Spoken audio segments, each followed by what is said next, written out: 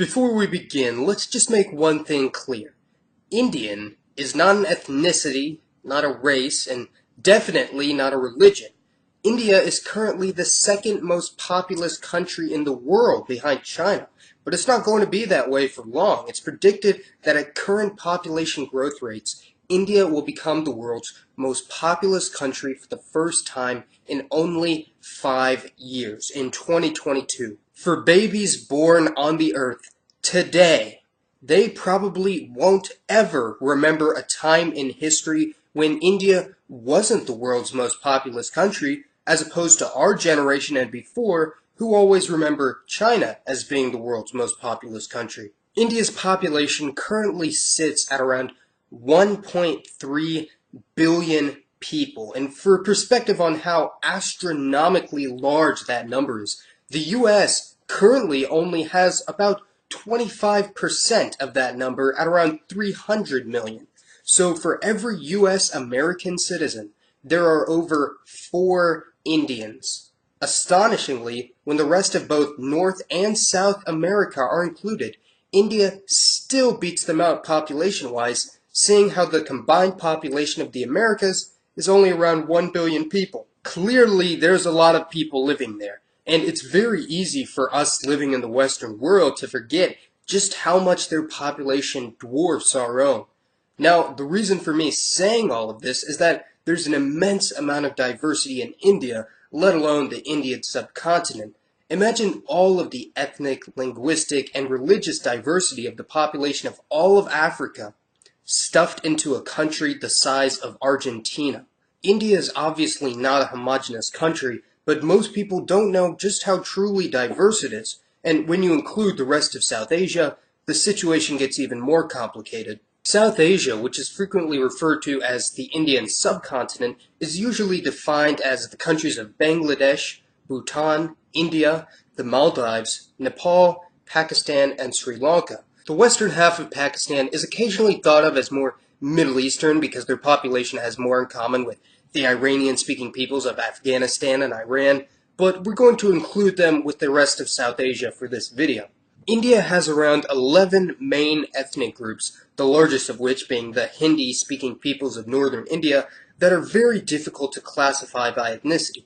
There are, however, hundreds, maybe even thousands of smaller and much smaller ethnic groups in the entire region of South Asia, but for the most part, people of South Asia can be put into a few very large racial groups. The first peoples to have inhabited South Asia are believed to be the Dravidians. Dravidians are a racial group that live in the southern portion of India and also have ethnic groups scattered in the neighboring countries. They're believed to be related to the Melanesian people of the Pacific, such as people from Papua New Guinea, Fiji, and the Australian Aborigines. Because of this, they have features that are quite distinct from any other group of people in India. The majority of the rest of the region is inhabited by speakers of Indo-European languages known as Indo-Aryans, being unrelated to the Nazi concept of the Aryan race, of course.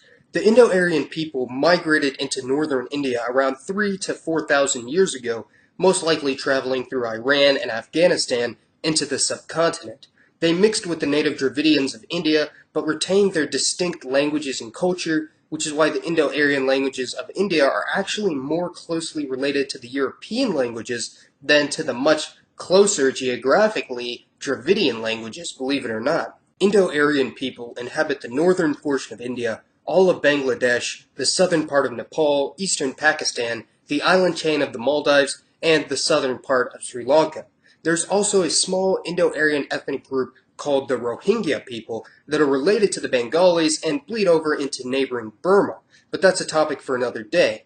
Overall, various Dravidian groups make up around 16% of India's population and around 13% for South Asia as a whole, although this proportion is falling fast with birth rates in northern India far outpacing those in the south. Dravidian people generally are much darker in skin tone and hair color than the Indo-Aryans to the north, and have different facial features of wider noses, larger lips, and a more prominent brow ridge. Indo-Aryans mostly have lighter skin, less coarse hair, and more Middle Eastern sort of features. Now, it's very important to realize that skin color and facial features are on a spectrum in South Asia, meaning that anyone from any part of the region can have any of these traits, and some Indo-Aryan people from northern India could actually be darker than some Dravidian people from southern India.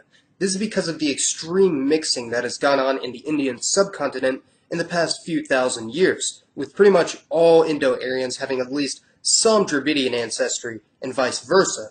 It's important to note that judging what South Asian people look like by looking at celebrities from the region will definitely not give you an accurate picture as to what the average South Asian person looks like. It's actually very advantageous in the entertainment industries of India, Pakistan, and Bangladesh to have very fair skin and more European-looking features, so it's not uncommon to not find a single Indian actor or actress in Bollywood that has dark skin, despite large portions of their people having such skin color.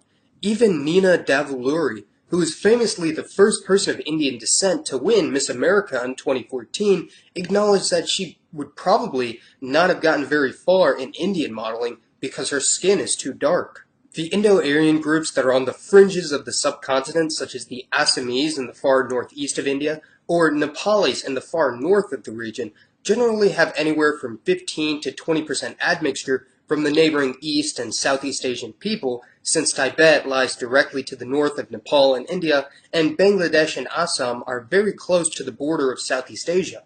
There are even states in Northeast India that are inhabited by Tibeto-Burman people or Thai-speaking peoples who appear to be more closely related to Southeast Asians than other South Asians. Also, western Pakistan is inhabited by the Baloch and Pashtun people, two ethnic groups that are of Iranian descent, being more closely related to the Persians of Iran. There's also a relatively small group called the Brahui people, who are the last remaining Dravidian-speaking population in all of Pakistan. The rest of the country is almost entirely inhabited by Indo-Aryans, such as the Sindhi people and Punjabi people. The largest group in the region by far would be the Hindi-speaking peoples of northern India at around 600 million people, although, as mentioned earlier, they can be divided into many smaller sub-ethnicities such as the Biharis, Rajasthanis, and Chhattisgarhi people, and they probably wouldn't really appreciate me all that much calling them all the same ethnicity, but really I'm no expert on the subject. Other distinct Indo-Aryan groups in India include the Marathis, the next largest people, who inhabit the state of Maharashtra, which contains Mumbai, or Bombay, the largest city in all of South Asia, the Gujarati, who are most famous for being the main merchants and traders of India, and the Bengali people, who are divided between the Indian state of West Bengal and the independent country of Bangladesh, with most Indian Bengalis being Hindu and most Bangladeshis being Muslim. The Punjabis are tricky because nearly all of the Punjabis of Pakistan are Muslim, and they far outnumber the Punjabis of India, who are mostly of the Sikh faith, which, no, isn't a part of Islam or Hinduism, but a distinct religion of its own. The main Dravidian groups are the Tamils of southern India and northern Sri Lanka, the Malayali people of Kerala, the Telugu people of Telangana and Andhra Pradesh, and the Kannada people, that's right, Kannada, of Karnataka. The Tamil people in Sri Lanka have had a long and bloody conflict for independence from the Sinhalese-dominated government, who are actually the only Indo-Aryan group that is almost entirely Buddhist. There's also a large minority of mixed-race people in South Asia, known as the Anglo-Indians, getting their namesake from their paternal English ancestors. When the British troops were first stationed in India in the late 1800s, they didn't bring their families or wives, since they had a life expectancy of only around 8 months, and as such often had affairs and even sometimes married the native Indian women from many different parts of the country. Mixed-race marriages were later deemed illegal by the British government in India, but by that time, the damage had been done. Over the past couple of centuries, they created their own communities, intermarrying within their own group, creating their own ethnic identity. Today, they number up to 1 million people, which may sound like a lot, but this is only 0.1% of India's population, and are scattered throughout the country, with many more having moved abroad to other areas of significant South Asian diaspora, such as the UK, Australia, Canada, the US, and Southeast Asia. Other much smaller groups of foreign extraction in India are the Zoroastrian or Parsi people, who are of Persian Zoroastrian origin, and the Sidi people, who are of Southeast African Bantu origin and were brought to various regions of India as slaves by the Arabs and Portuguese. Although discrimination based on skin color has historically been quite high in the Indian subcontinent, in modern India, the main distinction is generally not between race or ethnicity, but religion, with many families actually being quite tolerant of marriages between Indo-Aryans and Dravidians, yet the stigma between interfaith marriages remains at around the same since the partition of India in 1947. Because of migration, intermixing, and assimilation, the people of India and South Asia are one of the most fascinating and unique populations of the planet, and one that everyone should learn about, even though I probably horribly mispronounced every name in this video. Thanks for watching, everyone. This has been Mason, and I'll see you next time.